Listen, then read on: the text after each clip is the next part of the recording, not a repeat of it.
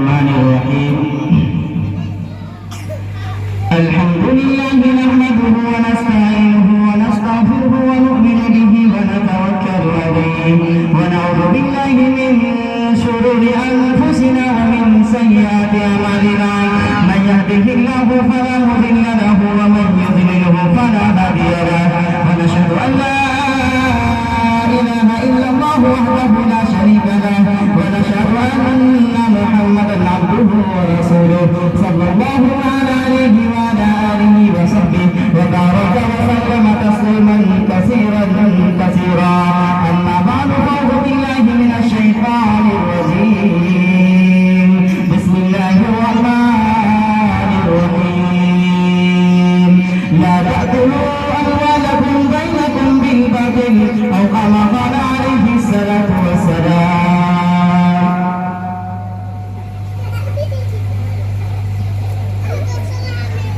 کہ جو بے قابو ہے ان پر بھی وہ قابو بھیج دیتا ہے کہ جو بے قابو ہے ان پر بھی وہ قابو بھیج دیتا ہے اگر وطن میں کوئی خطرہ ہو تو ٹیپو بھیج دیتا ہے اور نہ گھبراؤ اندھیرے سے اندھیری رات کا مالک اور نہ گھبراؤ اندھیرے سے اندھیری رات کا مالک مسافر حوصلہ رکھے تو جھگڑو بھیج دیتا ہے میاں سجدے میں جھک جاؤ دعائیں مانگ کر دیکھو خدا کاغذ کے پھولوں میں بھی خوشبو بھیج دیتا ہے حاضرین کرام میں نے قرآن کریم کی ایک آیت پڑھی ہے دعا کیجیے کہ اللہ تعالیٰ اس آیت کی روشنی میں ہمیں صحیح بات کہنے کی توفیق عطا فرمائے حضرات گرامی اللہ نے قرآن میں فرمایا لا تأكلوا أموالكم بينكم بالباطل ایک دوسرے کا مال غلط طریقے پر مت کھاؤ ایک دوسرے کے زندگی کو برباد مت کرو ایک دوسرے کے گھر کو مت اجاڑو ایک دوسرے کو مت لوٹو لیکن مجھے بتائیے کہ صحیح کیا قرآن کریم کے اس آیت پر عمل ہے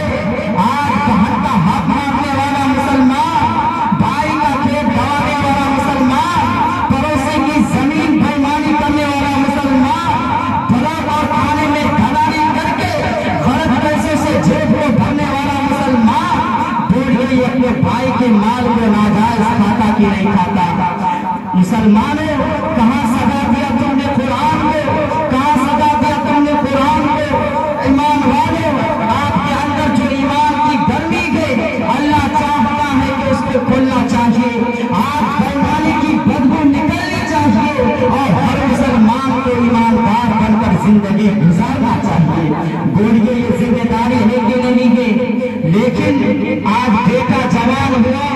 25 سال کا ہوا باپ کٹورا لے کر نکلتا ہے اسلام پہ چڑھ کر جاتا ہے اور بیٹی والے کے دروازے پر جا کر ٹیکس وصول کرتا ہے کیا اس نے بیٹی کو پیدا کر کے گناہ کیا آج یہ بیٹا والا مجرم باپ اس بیٹی والے کو تڑپا کر رلا کر آج اس کو مجبور کر کے اپنے جہنمی پیٹ کو دولت اور مال سے بھرتا ہے کیا بولیے یہ مال ناجائز ہے کہ نہیں ہے ساری دنیا کے مفتی سے فتویٰ پوچھیے سارے دنیا کا دارالعلم کا فتویٰ دیتا ہے کہ جیسے چوری کا مال حرام ڈکیتی کا مال حرام ویسے ہی بیٹا کے نام پر مانگ کر لیا ہوا پیسہ بیٹا کے نام پر مانگ کر لیا ہوا سامان تلک اور جہیز کے نام پر مانگ کر لیا ہوا پیسہ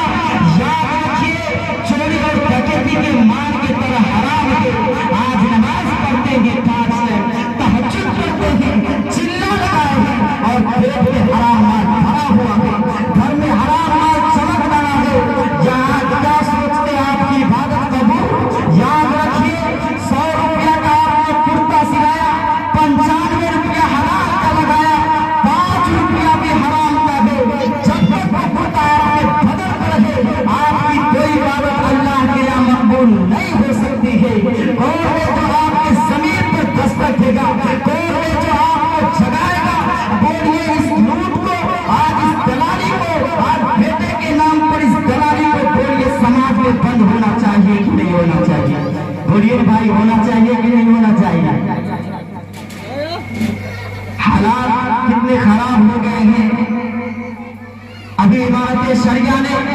بہار کی جھارکھنڈ کا سروے کرایا، 6 مہینے کے اندر مسلمانوں کی کئی ہزار بیٹیاں غیر مردوں کا ہاتھ پکڑ کر بھاگ گئی ہے۔ آج سماج کی بیٹیاں دوسرے راستے پر چل کر خودکشی کر رہی ہے۔ آج سماج کی بیٹیاں پیٹرول چھڑک کر آگ لگا رہی ہے۔ آج سماج کی بیٹیاں دوسرے راستے پر چل کر گھر چھوڑ کر بھاگ رہی ہے۔ کون ہے اس کا جواب دے؟ اگر بیٹیاں کی ایک بیٹی چاہے وہ کسی سماج کی ہو، اگر وہ گھر چھوڑ کر بھاگتی ہے اور اس کا ماں باپ صحیح طور پر اس کی ڈولی کو سجا نہیں پاتا، اور اگر تلک اور جہیز کی وجہ سے اگر آگ میں جلتی ہے، تو یاد رکھیے قیامت کے دن بھی چھٹکارا نہیں، اور اس زمین پر بھی اللہ کے جرم کی سزا آپ کو ضرور دیں گے۔ اس لیے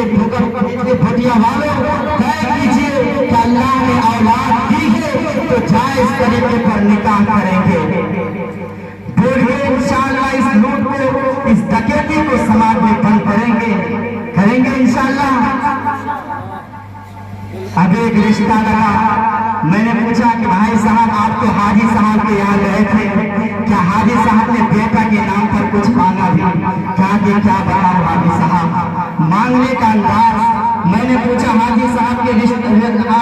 سے کہ رشتہ تو پکا ہو گیا، کیا آپ کا کوئی مانگ مطالبہ بھی ہے؟ تو اس نے کہا کہ لا حول پڑھیے، میں تو اسی سال حج کر کے آیا، میں بیٹا کے نام پر آپ سے مانگوں، توبہ کیجیے سمجھے ایسا ہو نہیں سکتا، لیکن زمانہ جیسا گزر رہا ہے وہ تو آپ بھی جانتے ہیں۔ بولیے معاملہ ہو گیا کہ نہیں ہو گیا؟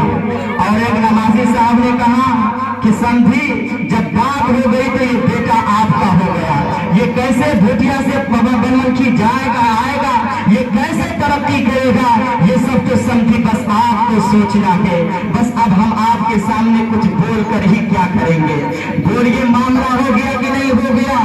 یاد رکھیے اس چال سے ہم کو ٹھگ سکتے ہیں لیکن اس اللہ کو دھوکہ نہیں دے سکتے ہیں۔ طے کیجئے کہ ایسی تمام ڈکیتی کو بند کریں گے، ایسے تمام راستوں کو بند کریں گے، ایمانداری سے بول گے جو مسجد کے سامنے بھیک مانگے وہ فقیر ہے کہ نہیں ہے، لیکن مجھے کہنے دیجئے کہ مسجد والا فقیر غنیمت ہے کہ خدا کے چوکٹ پر مانگنا، لیکن اس سے زیادہ ذلیل اور بدتر و مسلمان ہے تو کسی بیٹی والے کے دروازے پر جا کر آج وہ منہ کا کٹورا کھول کر بھیک مانگتا ہے، اور مسجد والا فقیر کا کٹورا تو چھوٹا ہوتا ہے، اگر 50 روپیہ دے دیجئے گا تو 5 مرتبہ سلام کرے گا، لیکن یہ جو اسکارپیو والا فقیر ہے اس کا منہ کا کٹورا اتنا بڑا ہوتا ہے، پہلے تو 2 چکیا جاتا تھا اور 4 چکیا جانے لگا ہے۔ گودریج واشنگ مشین، باکس پلنگ، جتنا دنیا کا سامان ہے بھر دیجئے، خدا کی قسم اس لالچی کا منہ کا کٹورا نہیں بھرے گا۔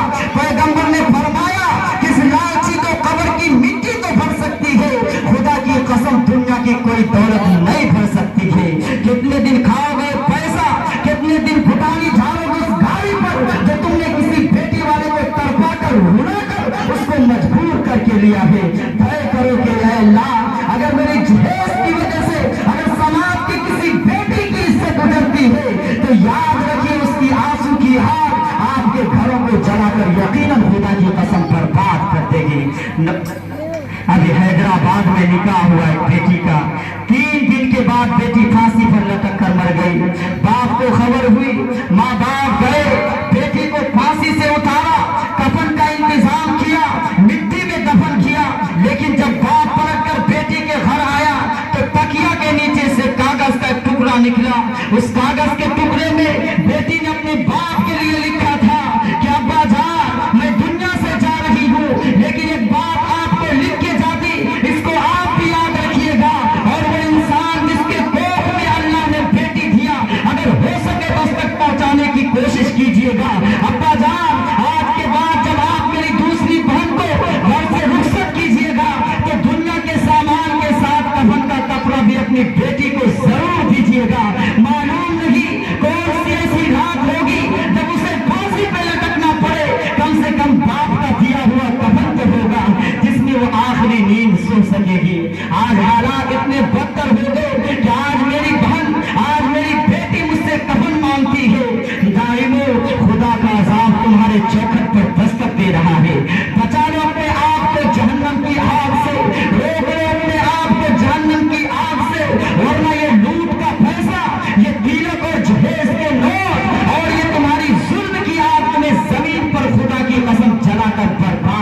گی۔ نوجوانوں کیا تم بھیک مانگ کر امیر بننا چاہتے ہو؟ کیا تم کسی کو رلا کر دولت مند بننا چاہتے ہو؟ ارادہ کرو کہ اللہ جب میں ماں کے پیٹ میں تھا تو نے بغیر مانگے 9 ماہ تک مجھ کو روزی دیا۔ اے اللہ میرے پیدا ہونے سے پہلے تو نے ماں کے سینے میں میرے لیے دودھ کا انتظام کیا۔ کیا بولیے جو اللہ آپ کے ماں کے پیٹ میں 9 ماہ روزی دے سکتا، آپ کے پیدا ہونے سے پہلے آپ کے لیے دودھ کا انتظام کر سکتا، کیا بولیے وہ اللہ آپ کو جوانی میں عزت کی تاج عطا کر سکتا کہ نہیں کر سکتا؟ بس میرے بھائیوں میں یہ چند بات پر میں اپنی تقریر کو ختم کرتا ہوں۔ وآخر دعوانا الحمدللہ رب العالمین۔ وعلیکم السلام۔ ماشاءاللہ